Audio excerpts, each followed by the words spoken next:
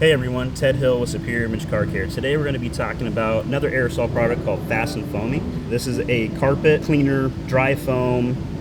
Everybody's pretty familiar with the foaming carpet cleaners.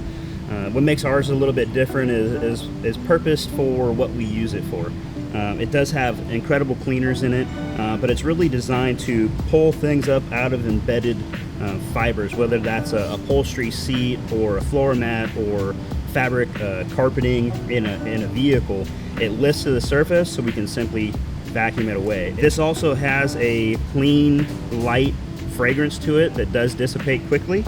And again, we'll kind of talk about our aerosols and the tips that we have on all of them that are designed for very specific reasons. So this tip is designed to be used upside down. The whole product is designed to be used upside down.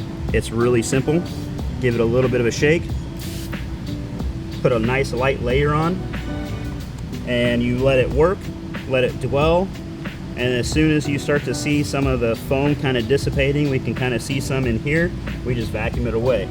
And that is our Fast and Foamy dry carpet cleaner. Again, upholstery, floor mats, carpeting in vehicles.